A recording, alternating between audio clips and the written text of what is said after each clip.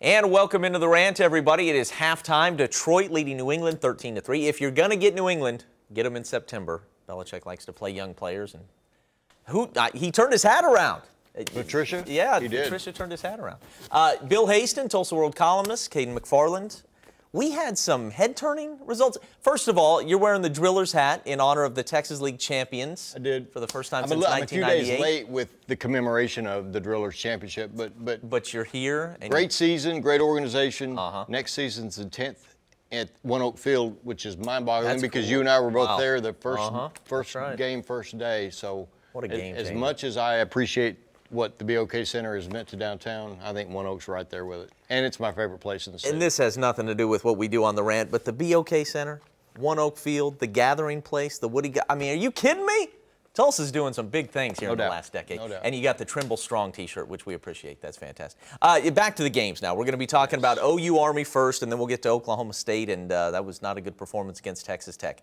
Head-turning, both of those. OU was a 30-point favorite. They need overtime to beat Army.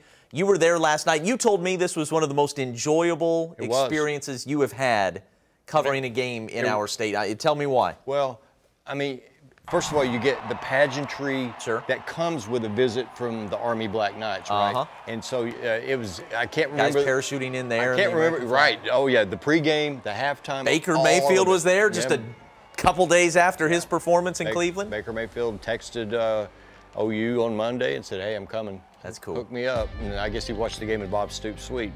But sensational weather. Army, you know, the beauty of the game, like I wrote last night, was that Army really tried to win this game, Caden, and played fantastic. I can't remember the last time I saw execution at that level of the triple option football. It's fun to watch, man. It was sensational. And I know that OU fans are going to freak out about so many of the numbers on the stat sheet and the time of possession discrepancy and you know, the yardage that Army got on the whole, and especially the third and fourth down conversion success rates. Holy cow. Yes. And OU no doubt missed a bunch of tackles. Yeah. I don't know, probably at least a dozen. Yeah. But I'm telling you, it's going to kind of get lost that Army played great. Sensation, probably the best game they'll play all year, and probably the best game their quarterback will play all year. And this is a 10-win team 1 year ago. And if you look at their losses over the last year and 4 games now, they've been to good competition, and a lot of them have been close. Right. Monken is doing a fantastic job there at Army. They're better than Navy now. They've kind of finally gotten on top of those guys. That's right. They're doing a lot of things right.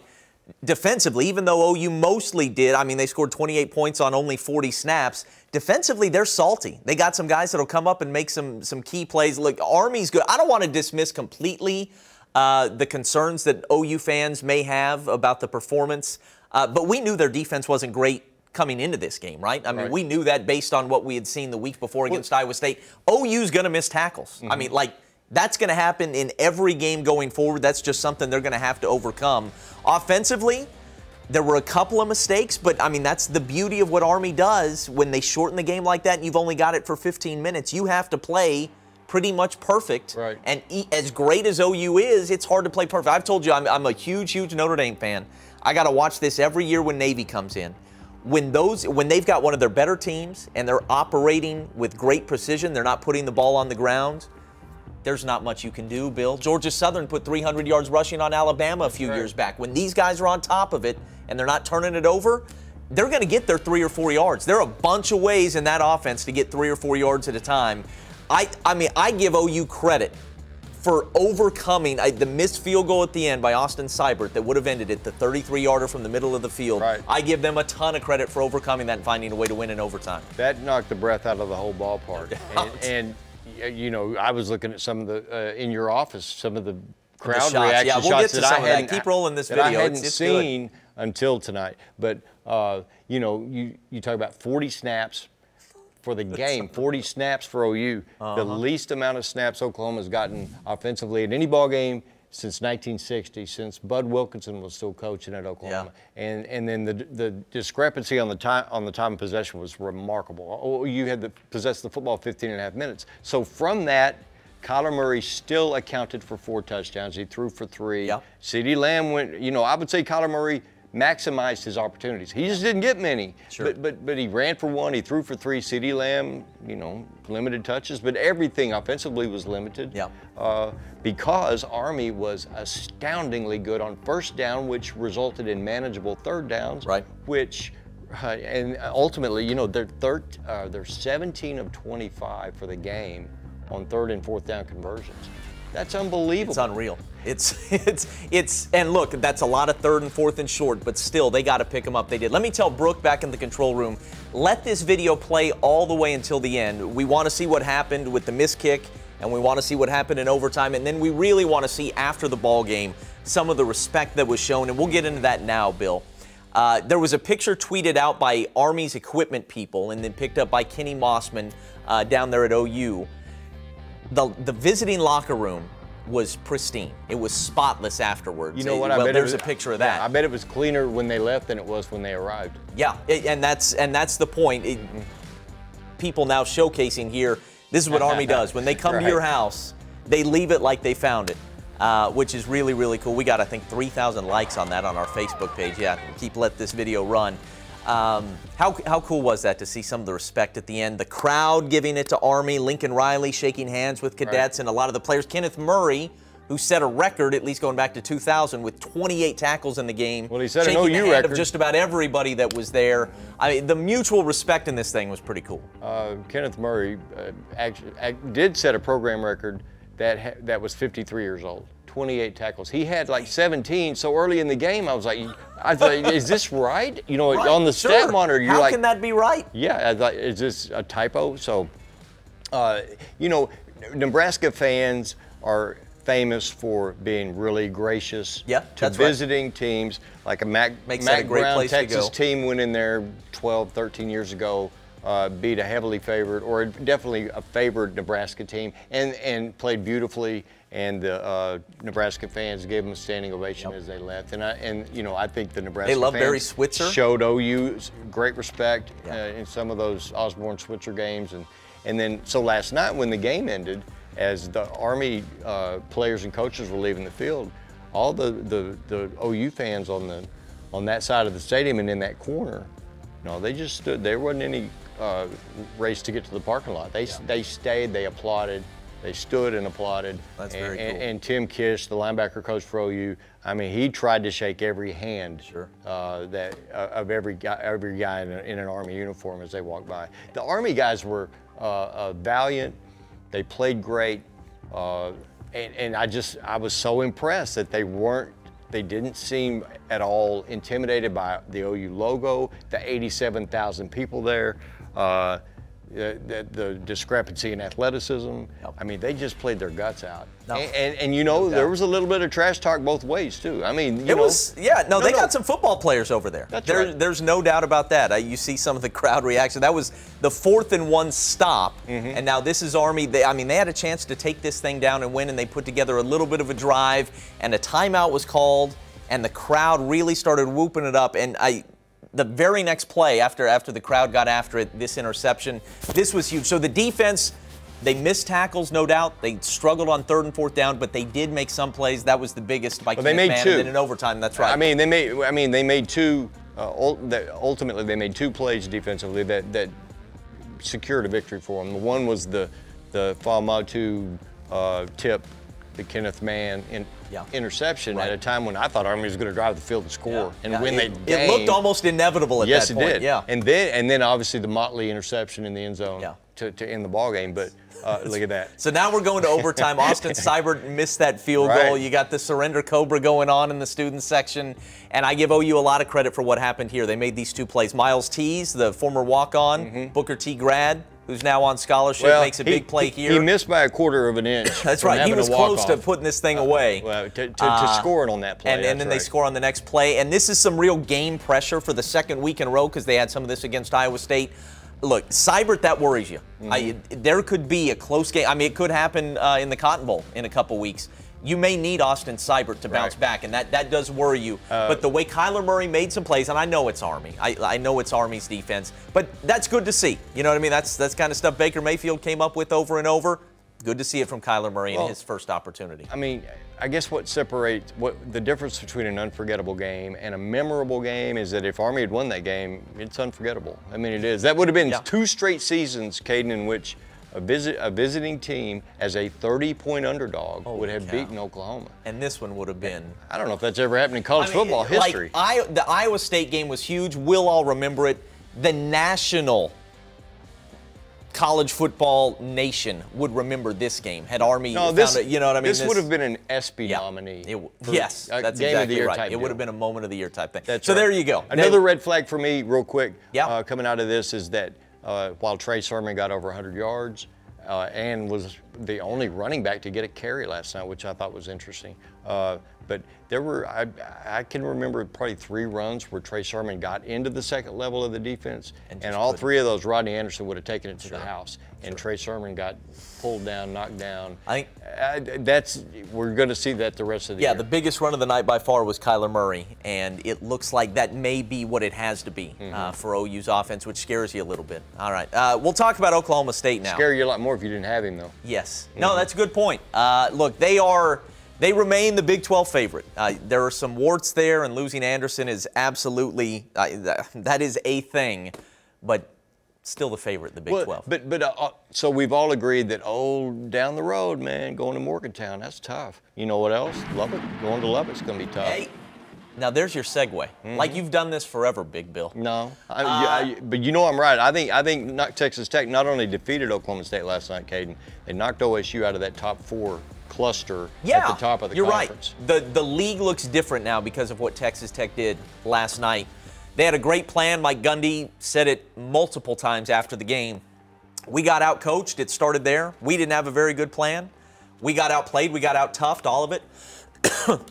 I mean, it started okay. You had Taylor Cornelius throwing off his back foot for J.D. King, and, they scored the game's first touchdown. But it became obvious in a hurry that Texas Tech came to play in this thing. And we talked about it last week. Cliff Kingsbury, I'm not saying he was coaching for his job, but he was coaching for some respect. I mean, this guy who hadn't beaten Oklahoma State, the results have not been what everybody thought they would be after his first 5 or 6 games were all wins there at Texas Tech several years ago.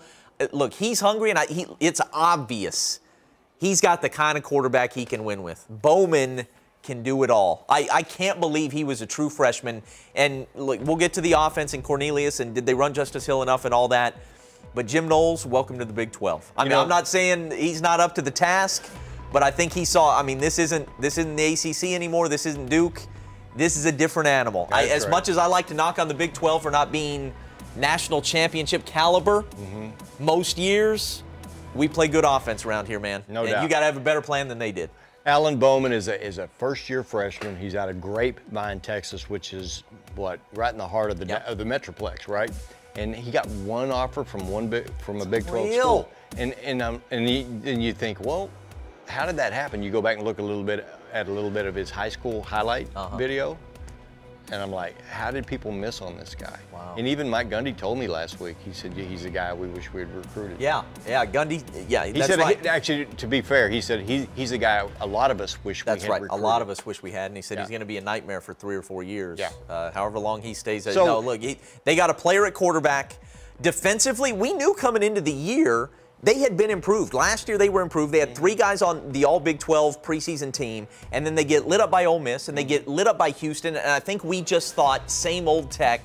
Well, not so fast. I mean, they've still got those guys who were preseason all Big 12, or at least a couple of them.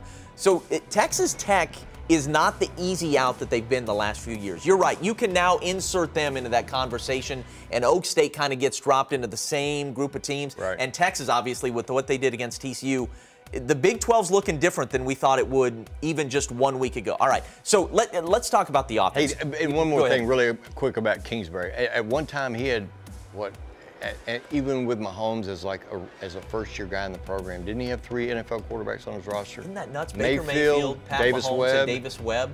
And they won almost nothing of significance with those guys. That's right. And now you bring this kid in as a true freshman. He's going to be Kingsbury's guy for at least 3 years. And I don't know how close to graduation those seniors are, but he's got some good-looking players on the outside. All right, we see Justice Hill ripping off a big run. He goes over 100 yards on only 12 carries.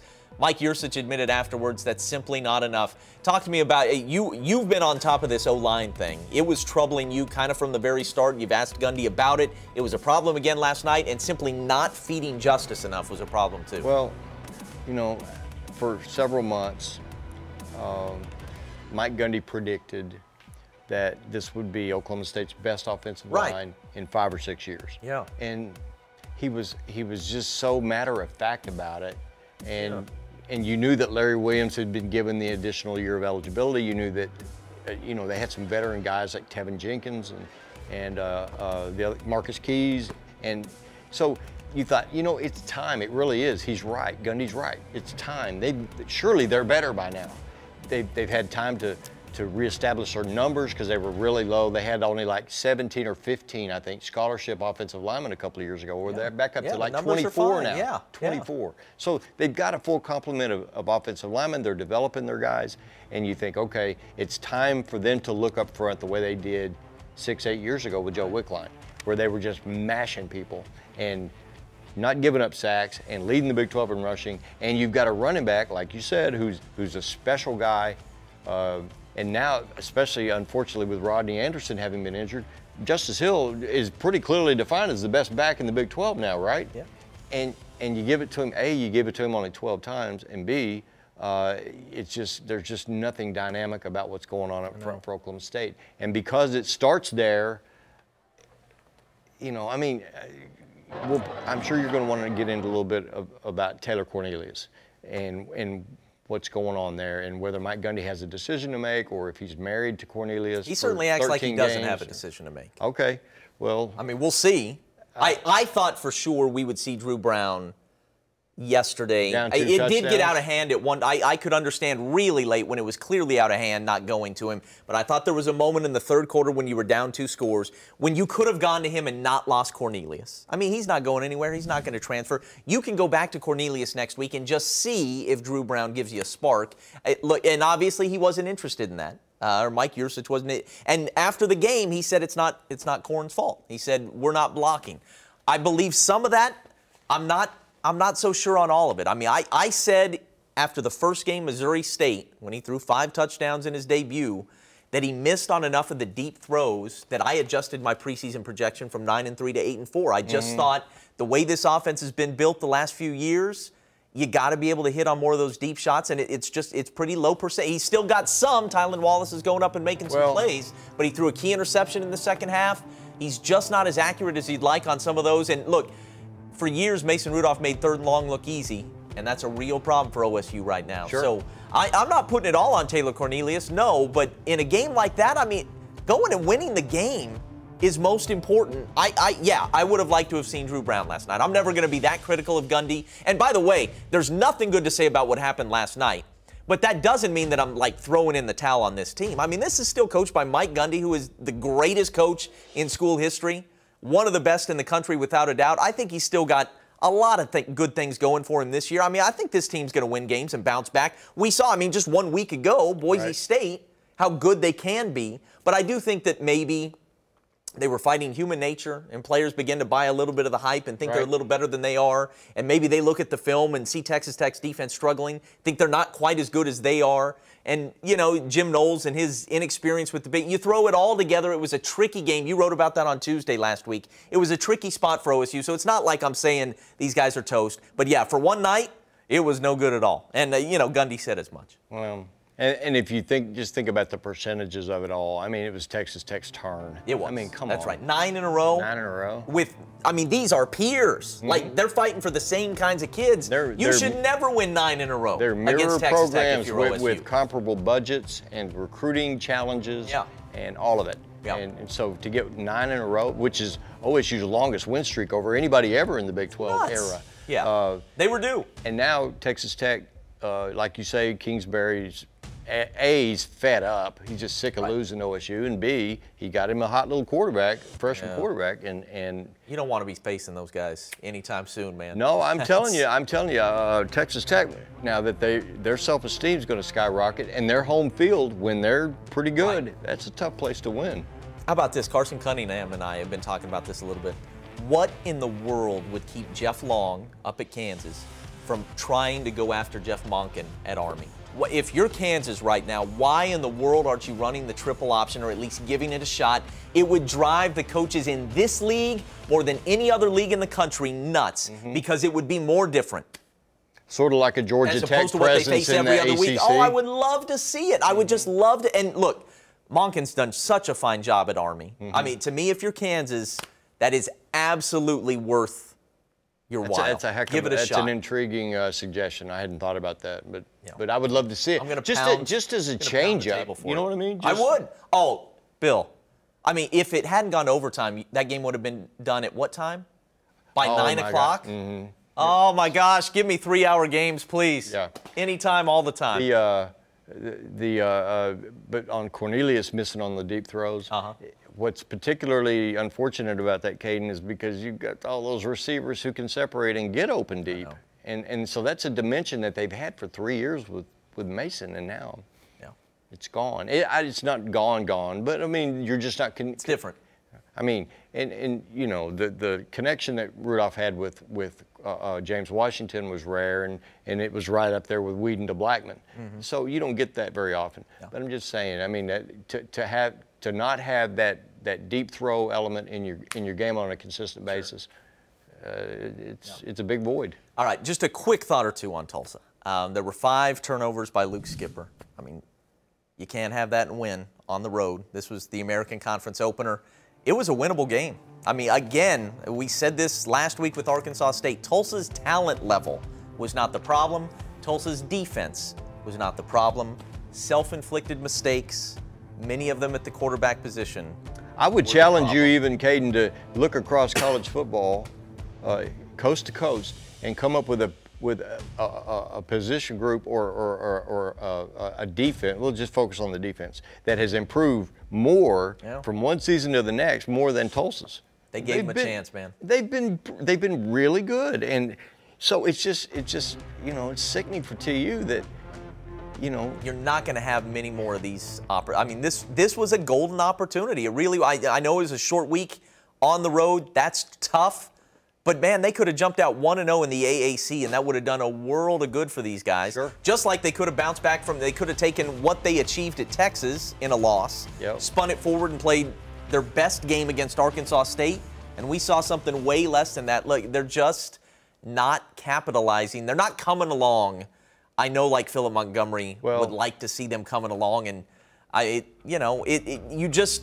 fan interest is an issue with those guys anytime and always, and you get off to a start like this. I mean, I thought these 2 games, Arkansas State at Temple, were maybe the biggest they would have all season long, and they haven't been at their best in either game. Well, the numbers that Kelly Hines reported a couple of days ago are sobering. I mean, so through 12 games last season, Caden, Tulsa had 13 turnovers. A 12-game total of 13 turnovers. That's pretty good ball security. Those turnovers resulted in 50 points for the opposition for the season. Through 4 games this season, already Tulsa has 13 turnovers, and that has resulted in 55 points for the opposition. Skipper's got 10 of them. Yeah. And then you know, I'm at Jinx Broken Arrow the other night, and Barry Lewis and I are watching the Tulsa game on his phone. And every time I look over there, the ball is loose, and a Temple guy's going the other way with it. Yeah, he fell on another one, I believe. I mean, there could have been a 6th. But you got to get it fixed. I don't know if that means Seth Boomer, Collinsville native, will be seeing time soon. Zaven Collins, by the way, put that highlight in. He had a great night. Yeah, a really, really great night. Well, I mean, Philip is really sensitive about quarterbacks. Yep. And if you had an issue, a lingering, pronounced issue at any other position on the field, you'd make a change. Yeah. Quarterback with Philip, and with most coaches, it's a completely different. And you know what hurts, what kills you is that Skipper made a lot of good throws. Like maybe he made more good throws against Temple than he's ever made in any one single game. But I mean, you talk about 1 step forward, 3 steps back. I mean, 5 turnovers. But look, I don't want to say there's a silver lining, but he's showing you a couple things that if he can get the turnover problem fixed, sure, he's your best quarterback. But that is a big, big if. Well, ultimately, the most sobering number is that since Dane Evans' eligibility ran out, Tulsa's 3-13. Yeah. And the one win this year is against an FCS opponent, so it's an 8-game losing streak against FBS teams. So you know, I mean, is it just like, I mean, Cornelius at OSU? I think Gundy's going to run with him.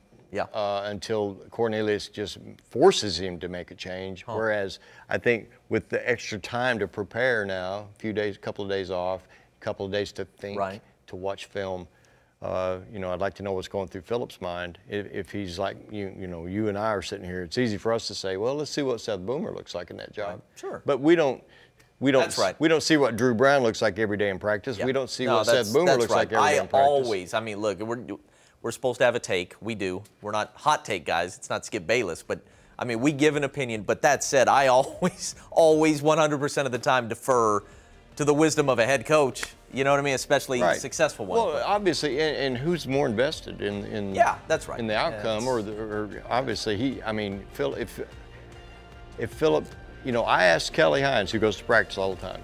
I asked Kelly after the Temple game the other night, is Seth Boomer a guy that, on the basis of what you've seen from him all this time on the practice field, are you interested to see what he can do in a game setting? Do you think he can flourish in a game? Right. She said, well, I think it's time to see. Yeah. If he can. Look, after 5 turnovers, I agree. And I think Kelly would have said if she believed he's not capable in a game, she'd have said it. Yeah.